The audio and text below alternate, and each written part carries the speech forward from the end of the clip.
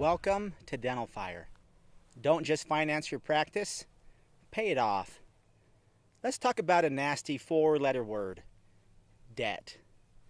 Not the kind of debt you know you should avoid, like racking up credit card debt. No, there is a different kind of debt that tricks you into thinking you can afford a whole lot more than you really can. It's a sneaky little bastard, and if you aren't aware of it, could completely blindside you, leaving you financially crippled. I'm talking about business debt, the loans you take out to buy or build your practice. Let me show you what I mean. Let's say your fourth year being open, you had an income of 200 grand. Not bad, right? Well, you better be careful. You could easily take that tax return to the bank and see how big of a home you can get for off of that number. Do not do it. If you do, you will struggle to make your payments and not know where all the money's going. Here's the problem. Your business loans are not in your name. They're in the name of the LLC or the S Corp that you make to protect yourself. So when the bank pulls your credit, those business loans don't show up. When they look at your tax return, the business loans are not fully accounted for. It's a big problem. Do not let business debt blindside you. When that tax return says that you made 200 grand, it has not yet accounted for your loans. So let's take those out now. Let's say that your business loans, and don't forget about those student loans combined, they come to about $6,000 a month.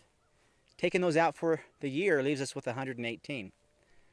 Now the big mistake that people make is that you don't pay your taxes off the 118. No. You pay your taxes off of the full 200 grand. And when you take that tax out, you are left with around $78,000. Yes, your income is 200, but you're taking home 78. It's as if you're being taxed over 60%. Now, even though your tax return says you're making 200 grand, and you can go ahead and tell your mom that if you want, you're taking home the exact amount of money as someone who is making $100,000 a year who has no business loans. Now, this problem is made much worse if you overspent on your practice, are in a bad location, and were put in the wrong kind of loan. The last thing you want is to have barely paid down any debt 5 years into this with another 10 years of indentured servitude to the bank. Look, there are a lot of mistakes that are easy to make, yet they have huge emotional and financial consequences. I want to prevent every one of you from hitting these landmines. Also, here on dentalfire.com, you're going to find videos, Gantt charts, checklists, and ebooks that are going to show you how to set up your practice, how to market it, and how to manage it to be as successful as you're willing to work without charging $30,000 as a consultant fee. What I'm asking for in return is that when it's time to get a loan, let me compete for your business. I have relationships with the lenders in this industry, and I can get you connected with the right people to get the right loans, and it'll cost you nothing. Going back to this example, the obvious solution is to just produce more, and we'll show you how to do that. But even if production stays the same, we will give you the tools to be successful. First off, you will see this fifth-year surprise coming, and we'll show you how to prepare for it. But your mentality changes completely.